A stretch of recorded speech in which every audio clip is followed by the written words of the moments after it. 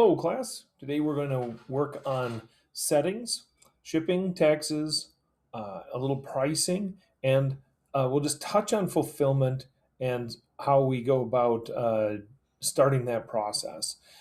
Before we get into fulfillment, we will have to set up our our test payment portal and be able to do an order.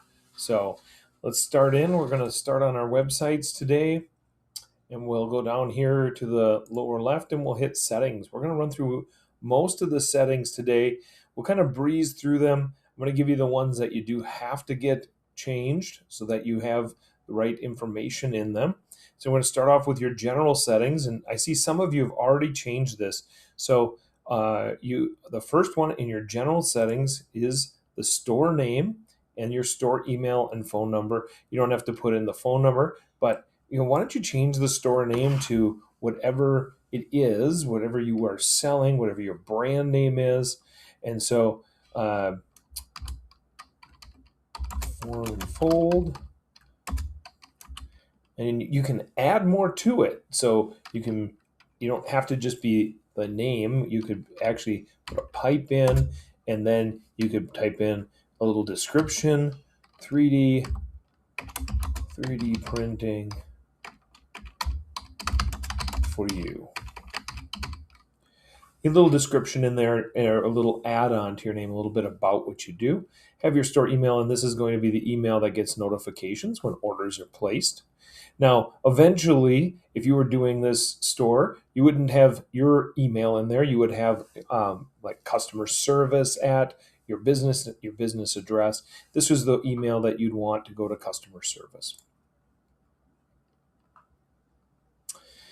Store default, so you're all in the United States, I'm thinking, and then you can set different regions in here. So you can set US dollars in the United States. Shopify is a great tool that does not only United States, but does different markets. We're just going to look at the markets today, but we're not going to set up a different market. But if you want to sell worldwide, Shopify is the probably easiest way to do it because it accepts a lot of different currencies. It accepts it has great translations. So you put it in English, and pages are translated, product data is translated, and then taxation and things like that can even be handled through Shopify because of the volume of business they do in all the different markets. It makes it easy to do it. So we're not going to go to markets till we get down to it here, but you set the system you want. So if you were in Europe, you obviously would set this to the metric system, and this would be to, if I did metric system, it's kilograms. And then your time zone that you're in. So the thing that you'd want to do is wherever you're looking at your reporting, you want to set the time zone to that time zone. So I'm going to do central time zone since that's where we're at. And the reason why is otherwise all of my order times will be off by an hour from where I'm at. So immediate orders will look like they happened in the future because they would be an hour before. Your order ID, so you can start with a prefix. And let's just say that I'm changing my store and I want to, I have an order numbering system, and I'm already in the thousands or tens of thousands or hundreds of thousands of orders already. So I might want to do is change this to something like 2026. Okay, so I'm starting with that number that jumps it above all the other numbers that I've already got. Or maybe I want to do a B, a V, or with some other prefix that would set it aside. So Shopify, so that all mine could be shop. And you see how then it will start with shop 1001. Well, if I wanted to start with a higher number, I could just put in a higher number. So if I want to start with like 3,000, and then it would be 1001. So I'm just going to start with shop. You could add a prefix, so I could go A2. So everything ends with an A2. So that's a way to differentiate your orders from this store and other stores and other platforms that you might be using. Your order processing, you want to automatically fulfill the order as items. So if you're doing something that would be like a download to own, or an item that doesn't, you sell things that don't actually have to be shipped, you could actually have them fulfilled, but we're not going to do that. And then automatically archive the order. So once the order has been shipped and fulfilled, it will archive the order. It doesn't mean that it's gone, it just means it's kind of out of your view. Store assets, you have different meta fields. We've talked a little bit about the meta fields. Your brand, we did this where we looked at the brand. Save that in that other one. And these should already have information in them. Back to general here. This is where, in the resources, this is where you can view the changes, like how many things have we done to the site recently, or what orders have been placed. Go to the Help Center and hire a partner. You can also create keyboard shortcuts. These are for people that are really working around here fast. So like going to discounts might be something that you want to do on a regular basis. And then your activity log. You can, this last one, transfer store, we're not going to worry about that one. That's if I want to transfer it to another person. So we're going to skip the plan because you're on the development, but that's where you would choose. If you ever wanted to take a store to the public and be used, you have to have a plan. Billing, this also, we're not going to go there because that's about putting in a payment. And for this purpose, for our store, we don't need to have that. Users and permissions, if you go in there, this is where you can add people to your store. You probably are going to see me as the store owner on your store, and then you're going to see yourself as a staff member, and Kevin's, I believe, in there too. So this is where you set permissions and things like that. So the next one we actually have to do something with is our payments. So a lot of people come out and they're like, okay, e-commerce, great. I just put my credit card in and I started an e-commerce store. And in a lot of cases, that's kind of right. But you do have to get a payment provider. So somebody that will take that credit card and then they will process the credit card and then give you the money less the fees. And there's always fees, right? And so Shopify Payments is probably the most popular one with Shopify stores, but there are lots of other payment methods that can be used out there. And in some cases, you have to use a different one because Shopify Payments won't work with the type of products you sell. But for our purposes, we are just going to activate the test provider. And this is the bogus gateway. And when we go to place our test orders, you can use the following codes in place of a credit card number. So when we do our tests, we're just going to do a 1, and that's going to simulate an approved transaction. So I'm going to click activate. It takes just a second or two, and now my bogus gateway is active. And I can now place test orders on the site as if I was using a regular credit card. Nothing will actually be processed, and so no credit cards will be used. You just simply put a 1 in where the credit card is. Any expiration date in the future and any 3 digits for a card, the security code will work. Next, we're going to go to the checkout. And in the checkout, we're going to customize our checkout. And we're only going to do a couple little things here in the checkout. So here in our place where our logo is, we're going to want to put a logo in. Oh, so I'm going to have to go back and add my logo to my branding, and then it will pull in my logo. And then they got the cart link here. And then I can do a few little things like with colors and styles and things like that. But let's see here for logo, I'll add this. I'll add my little logo here. I'll add that one. I forgot I could do it over here with the gear wheel. So now I've got my logo, and I can make it whatever size I want. I can have my logo in the center. Sure, I'm going to do that. And I might want to change some things. So for example, if I want my text here to be in my dark blue, I'm going to take and make that more of a dark blue. And my buttons, I want them in the dark blue also, recently used. I'm going to click that one. Errors in red, always leave your errors in red. That's important.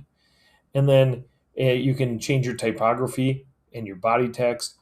And Shopify recommends that you use a one-page checkout, versus the 3-page checkout, it just has a higher conversion rate. 3-page checkouts generally convert at about 20% less.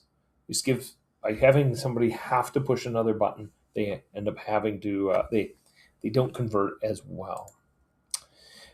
Some of the cool things that are standard in a lot of platforms, things like address auto completion, that's great because it's going to use the correct shipping address based upon either Google, UPS, or FedEx. And then like our buy again button, like, oh, I want to buy that one again. So this is kind of setting up our checkout here. If I wanted to change my background color, I could change it. See, I can make it all sorts of funky colors, but I don't. I want to keep it simple. I want everybody to be able to come here and know exactly what they're doing and buy. So I hit my exit. And then we're going to look at customer contact method. So how do you want people to register on your site? Now you can choose phone number or email, or just email. And we see some stores using phone number, not a lot, because they want that email address. The reason they want that email address is because it does send the like order confirmations and everything to that email, and they have a detailed order confirmation. Otherwise, they get sent a link which is in a text message, and then they have to click it to come back to see their order. Now, if they forget where that text message was, then they're usually trying to contact you and they don't have that email in record. So a lot of people will just like click the email and then show the link to track their orders with Shop. Yep. And require customers to sign in before checkout. Not necessary for most stores. Some other small things. Do you want their full name or their last name? Some people require first and last names. Company name, we always make that optional. What if they're shipping it to a business? Address line 2, optional. Yep, because they may not have it. And shipping address phone number. And we usually make that one required so that you get their phone number, but you can also make it optional so that they don't have to put it in. Marketing options, custom. Do you want them to opt in? You want them to opt in to email and SMS, and it gives them the option then to log in, to opt in to those. This is a new one. I haven't seen this in the past, but it's been kind of out there. I think it's kind of a COVID-related thing. Customers can choose between 3 presets in tipping. So they could tip the store owner. Now, this is over and above. This is a percentage of the order. And I've never seen it used yet. But I suppose if I was selling an online, like a order to go or something like that, it could have somebody add in a tip. So something that was maybe going to get delivered. Abandoned checkout emails, yes, of course, send those abandoned checkout emails. So if somebody visits your store and they put something in the cart and they leave and you know who they are because maybe they signed up for email, we want them, anyone who abandons the checkout. And I love this how they recommend 10 hours. I actually recommend 6, a little bit faster because it usually goes out in that day. Your checkout language.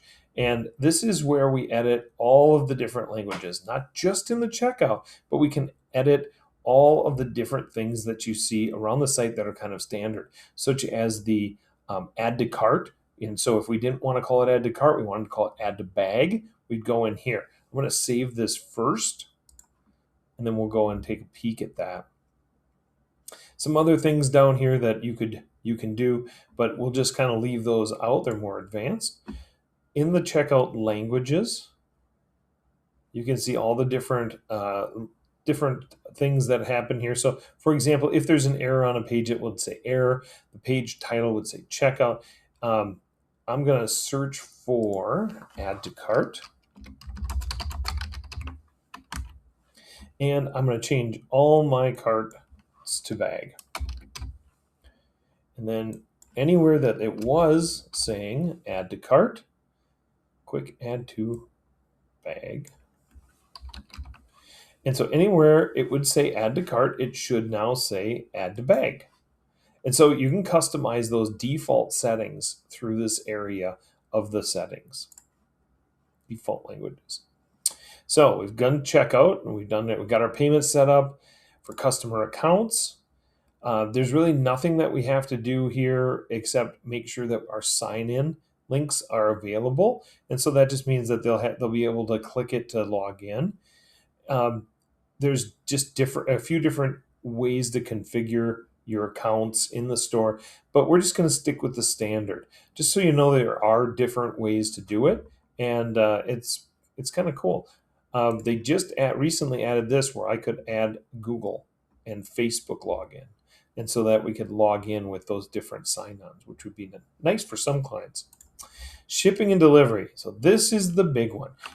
If you're sending a product via a shipping service, USPS, FedEx, UPS, whatever delivery system that you choose, DHL, you do need to set this up. You have to have a shipping um, profile for your products. So we go to shipping, we click in here, here's all my products. We're not going to create separate profiles today. We're just going to create a single profile, and we're going to set it up so that we have free shipping or for orders over $50. As you can see, it actually kind of comes standard with some things here. So, for example, I am going to keep this economy orders over $50 are free shipping. And then what I need to do is I need to set my other rates. So I'm gonna actually delete these ones that came in stock. So we're gonna set up our own. And so we're gonna add a rate, and we're gonna use carrier or app. We want to be able to offer FedEx Ground and Ground Economy and second day. Now, if you're not prepared to do overnight because you can't get those orders processed fast enough, then don't offer it. So, and then I'm gonna add a small percentage. So I'm gonna take the rate that I get, and then I'm going to add on a small percentage. So I'm going to add a 5% additional onto those rates. And so now here I've got economy shipping for $50 and up, and then FedEx discounted rates added out with a 5% handling fee. Now, when you're looking at your business and your store, having a free shipping option, even if it's a really high threshold, so like orders over 100, orders over 200, but they get free shipping. Now that does increase your conversion rate, just having that, even if people don't get there. And so it's really important because you want to really monitor that shipping, because with Amazon, eBay, Walmart, Target, all those companies offering some free shipping options, you might want to look at your business and say, when could I build shipping into the price and then ship for free? Could I have pay for shipping for expedited shipping for like second day, but give free shipping on regular ground? You'll have to do that. And what I want you to do is, as you think about it, how would you offer shipping? So whatever rates you create, you want to do it so that people, that either it's built into the price of your product so that you can offer that free shipping, or it's you're charging an appropriate rate. So go ahead and play around with your shipping rates, and we'll be testing those in the end so we can see which way that shipping goes. So if I want to ship internationally, I can start to ship there. We're not going to do that. That's a lot of setup and testing to make sure that you can ship internationally. And that's basically setting up your shipping. Now, last part, and actually I forgot this, I'm going to save quick, is I can't ship these parts to Hawaii and Alaska. So I have my North America selected here, but I'm going to select unselect Alaska and Micronesia and Guam and Hawaii.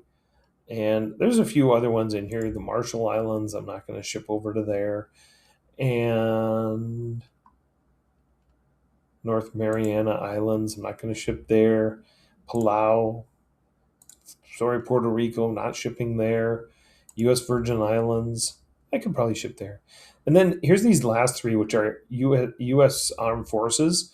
And this is where you would actually ship things to if you ship them, they go to like Washington D.C. and then they forward them to the wherever that person is stationed. Sometimes it's D.C., sometimes it's West Coast, East Coast, depends on the person. So, some folks will ship there. If anything's perishable, fragile, um, dangerous items, such as even like compressed gas or something like that, so aerosol cans, those don't ship really well to these places. So, because we're shipping 3D parts, we're going to leave that on there, and that usually doesn't cost you any more in shipping because it does land in somewhere in the United States and then gets forwarded on. So we've taken that down to our 53 because we have taken out Alaska. We have our US areas. I probably missed a couple, but anyways, you should end up with somewhere around 51 to 52 or something like that. And if you want to expand and ship to all those locations, more power to you. You might want to set up a different zone to those other areas so that you can charge a little bit more or even just the going rate. So I'm going to save that. All right, we're going to move on to taxing. And I've also got a link in here, and I'll send this along. I'll give this to Kevin. And this is to find out, it's about Nexus and sales tax. So your business must get a sales tax license in the state that you are domiciled. So whatever state you register your business in and that you operate out of, you have to get a tax, like a sales tax permit, and then you have to file your sales taxes. Now, Shopify is going to calculate those sales taxes in that state and in any other states that you may have a tax obligation. How could I have a different, and how could I have to charge tax in another location? Let's say that my base of operations is in Menominee, Wisconsin. So I have to collect in tax in Wisconsin and pay my sales tax to the state of Wisconsin. But if I opened up a warehouse in Minneapolis or a second storefront in Minneapolis, I would also have to collect in Minnesota. So that would be a nexus event having another location, which would mean that I have to collect tax in those areas. Now, there's other reasons that you could have a nexus event. It's called an economic event, and that just means that you've sold over a certain amount of goods or services into a state, and each state is slightly different.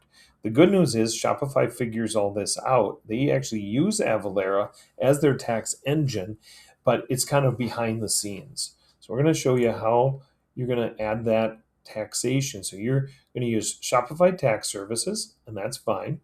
And then we want to find out our tax regions. We're going to only charge sales tax, and I want you to set it up for Wisconsin right now. So collect in a new state. I'm going to go to Wisconsin. And you would have to put in your sales tax ID here, but it's not mandatory to get started. And so there we go. We're going to be able to collect in Wisconsin. Now, if you look down here, there's tax rates and exemptions. So you might have some products that are uncategorized. If they're uncategorized, it's going to assume it collects tax on them. But if you sell food, if you sell clothing in certain states, if you sell sometimes pharmaceuticals or medical products in certain states, those will be untaxed. And that's why you have to have your categorization correct on those products. So if I look here, it's like I got one product that is uncategorized, and this is a bundle product, and so we're just going to call that Home and Garden. Save it, and now my product is categorized. And if I go back to my taxation settings, what you're going to see here is now I don't have any uncategorized products. So everything is all good there. Now, if I want to override a product, so if a product has both an override and an assigned category, it will be taxed according to the override rate. So I could override something. So here's a good example. Sometimes clothing products are taxed or not taxed in some states, and sometimes they are taxed. But if I want to make sure that my clothing product is taxed because it was a custom made product and it's eligible to be to charge tax, so because of maybe its cost or whatever it might be, I can actually add an override. So it still could be in the clothing category, but it's in the luxury area, so we're going to charge tax on that. Anyways, that's where you can write in an override. For our purposes, we're just going to actually activate our Wisconsin sales tax, and we're going to use our Shopify tax system. Now, if you were if you were doing this in business, you would want to make sure that your tax liabilities are all taken care of, and want to talk to a tax professional, right? Because you don't want to go through a tax audit. But that should take care of it. Everything in taxation now should be fine. Your locations, this is where you're going to ship out of.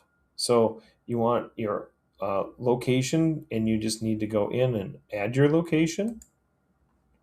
You can add the name of your location. So we'll call it Stout Warehouse. Oh, you can't spell. All right, so my Stout Warehouse. I'm going to give it an address. And let's see here.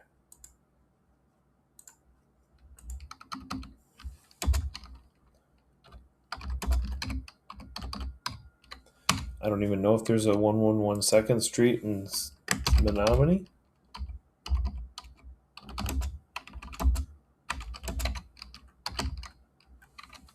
And I don't know the zip code, so I'm going to look up a...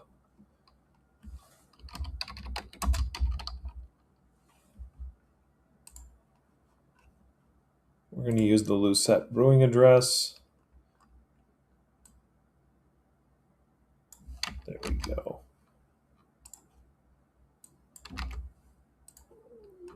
There we go. And I can put a phone number in. I'm going to save that.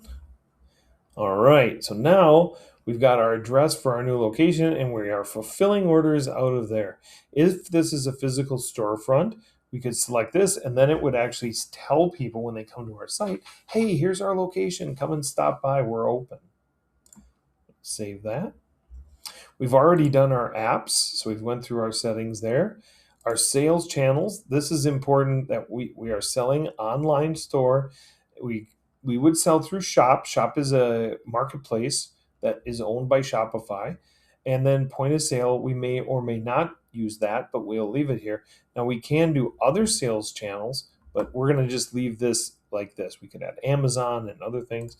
If we're going to put in a domain, so this is our current primary domain, we could connect an existing domain. I would put that in, and we would run through a process of connecting our domain. So, my Form and Fold store at .com, formandfold.com, I could connect that up. It's actually very easy, and it has really great instructions. So not hard to do to create your own domain and add it in here. Customer events.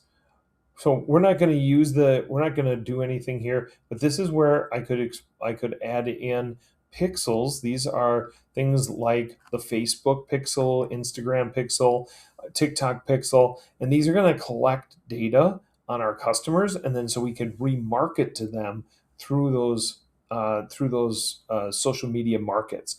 Very important.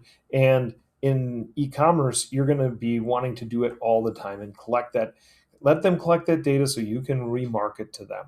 Otherwise, other people are going to remarket to your customers if they can tell that customer went to a shop like yours. When they go on social media, they're going to get ads. So I'm sure you've seen it where you went to like one type of store, and all of a sudden you're getting ads from all sorts of different stores that are very similar on your social media. So that's where they get it, from these pixels. Notifications. So in settings, customer notifications, the biggest one, and what you guys are going to do for your assignment, is just going to go in and add your logo and colors to your order confirmation. So, I don't want to edit the code. So, customize my templates. I want my accent color, have that be my dark blue. And I would normally be going and getting that blue from, get that hex, that hex number. That's my accent color. I'm going to add my logo. All right, I'm back. Only get so many minutes of recording at one time. I want to make my logo much bigger if I can. Change my accent color, and this is the preview now of what my order summary would look like. Now, if I wanted to add a special message down here, you can actually add that in your HTML inside of each message. So this is just an example one. But if I wanted to, I could go in here, I could edit the code, and in the HTML, I could add in like a thank you note at the bottom or something like that. This does take a little bit. It's a little advanced on how it works, but it is, once you get used to it, it's actually pretty easy to figure out how to go in there and add in some extra things or a banner or something like that. All right, so now I've added in my logo, I've got my accent colors in. I'm all set here now to send my order confirmations to my customers, and they're going to be able to see my store, see see the information there. One thing that's really, some people really like to do is they like to say, oh, let me customize these transactional emails. And I think it's really important that you have your logo on there, you have a good message on there that's on brand. So maybe changing this area here is okay. Adding that small advertisement or thank you at the bottom, that's also good. But don't mess with the middle part. Don't mess with that. That's a very important and very uniform way of showing the customer what they purchased, what they've shipped, what's coming to them, and all that kind of stuff. And they're used to seeing it. There's so many stores using a almost identical template. It's important just to keep that part as it is. But it is okay if you want to add a little marketing or a little branding above and below. All right. We've talked a little bit about meta fields, and we have our product meta fields. That's awesome that we guys have created that. Languages. So we could add a language. So if you wanted to, you could install the Translate and Adapt app if you want to explore this, and then you could add a language. You have to install the app first, and then you could add that language. So if you wanted to sell in Canada, for instance, you would have to translate it to French because it's mandated that your site to sell in Canada has a French option. And so you could do that here too. So if your product sold mostly to ethnic groups, you may want to actually have, say, for example, Spanish might be the first language on here because maybe you sell things to market that is predominantly Spanish speaking, or another language, another little group of people within even the United States that speak primarily a different language. So something to play with if you're interested. Your customer privacy, so your privacy policy, cookie banner, and your data sharing opt-out page. These are all really important. We're not going to really work on them. We're just going to leave them automated.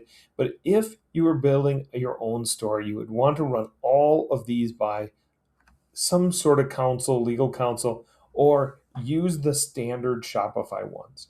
And the reason why is because you want to be able to stand behind and say, this is standard. Now, if your company has a much more rigorous privacy policy, cookie banner regulations, and opt-out page, you would want to make sure that yours is updated correctly for these particular things. I will say, if you're going into e-commerce, first thing you should do, read these pages. I know it's boring, but it is so important to read them for your company so that you understand if you're doing marketing, what can and can't I do according to our own policies, not just what's legal and what's not. It's our what's according to our policies. On our marketing settings, we're going to ask your customers for their marketing preferences, and that's going to take you back over to here.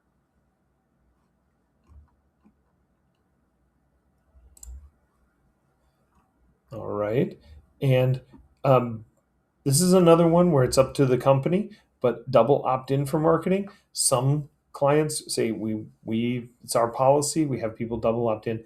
Most people now don't, because if you send them an email and they don't want it, there's definitely going to be an opportunity for them to just say, "Hey, unsubscribe me. I'm not interested." And then here's those privacy policies, returns and refunds, terms of service, shipping policy, and contact information. So I want you to go through each of these, and as far as like contact information, just fill out the basics without your phone number, but just so you know where that is.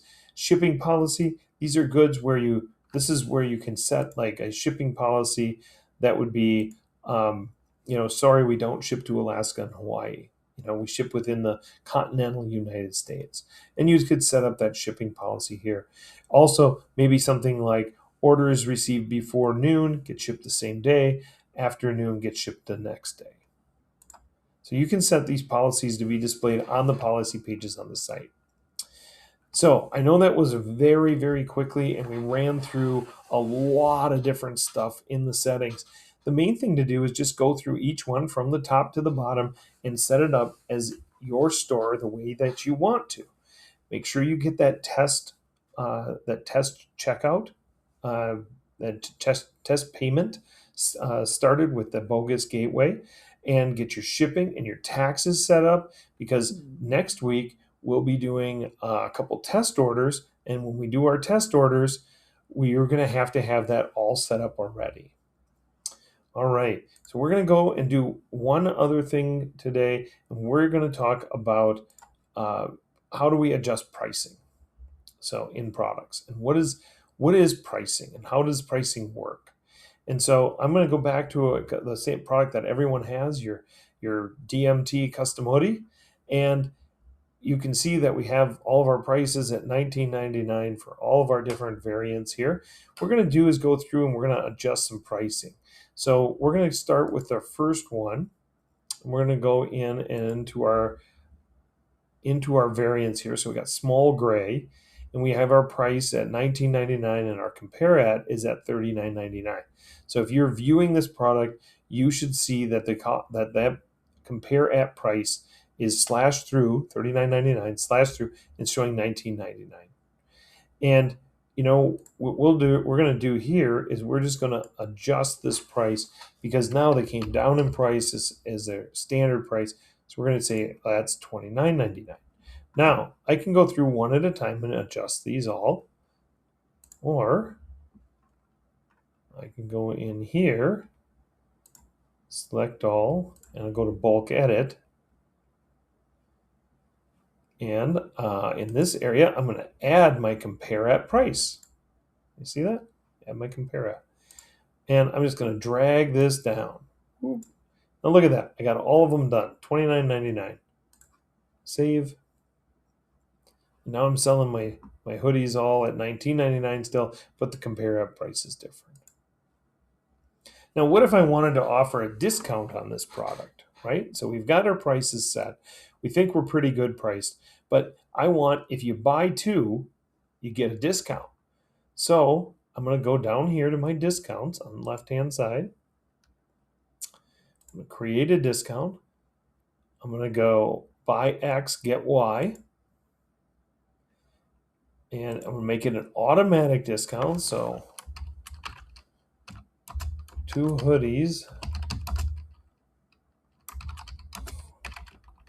buy two hoodies, get 10% off. Okay, so if I buy 2 of specific products, I'll search for hoodie, and I can actually do it on just certain ones too. So if I had more stock of the smalls, I could say, yeah, buy more of those because I have extras. But I'm going to do it on every one, so if they can choose from any of those. And so customers must add the quantity, the minimum quantity to purchase is 2, so that the customer gets